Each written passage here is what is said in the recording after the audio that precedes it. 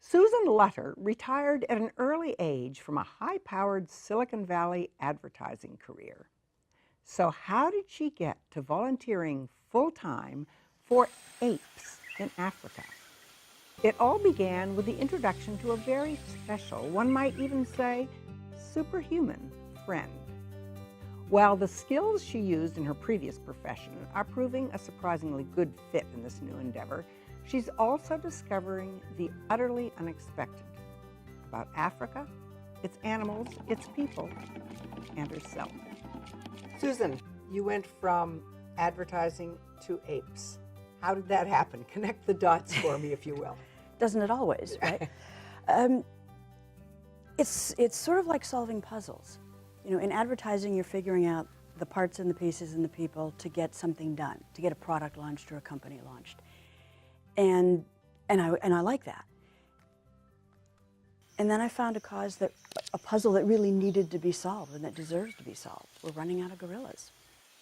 When I stopped working and started volunteering, and I was able to volunteer, ran across an opportunity with the Gorilla Foundation, which is Koko, who does sign language, and it was just fascinating.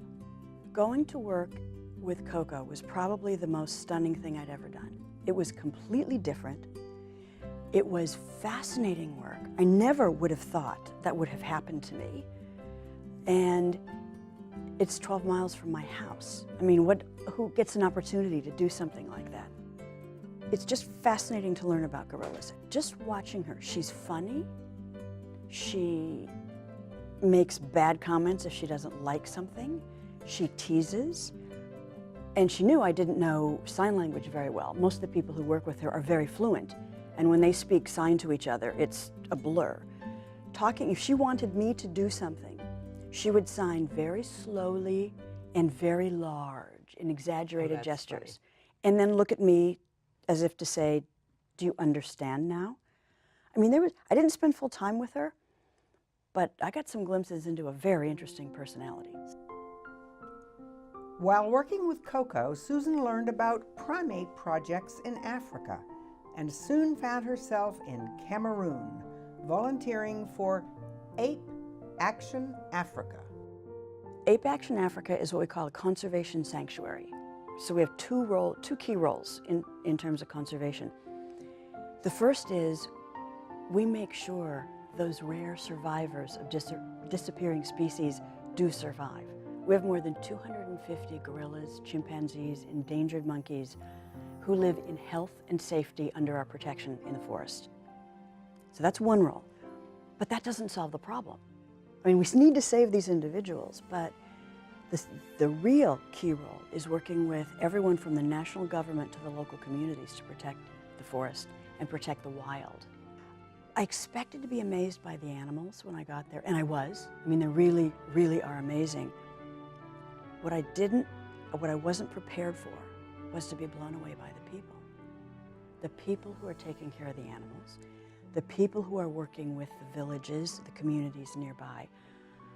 I was just stunned. These are sophisticated, serious, strong people who aren't hard. They are creative, and I think the big thing is they don't give up. Mm-hmm. Those people just don't give up until that animal's in really good shape. Our animals live in big enclosures in big family groups. And baboons fight. That's just part of what they do.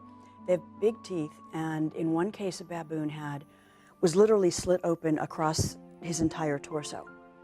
Rushed him into the clinic. He's on the table. They're going to stitch him up. They're going to do what they can. And his intestines just all slid out onto the floor. Now, they were still attached, but if you spread them out, apparently the connective tissue had been cut. That's not covered in the textbook. So the vet team got a bunch of bottled water, washed, cleaned, rinsed, put everything back in where it was supposed to be, tucked it in, stitched the guy up, and he was fine in a week.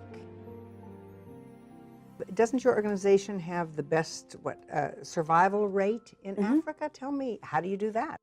Most of the animals who come to us are orphans, and it's because their whole family's been killed, and literally they are not worth the bullet.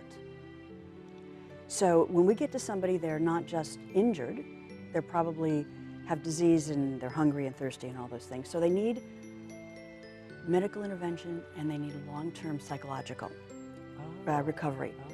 And when and they've lost their family.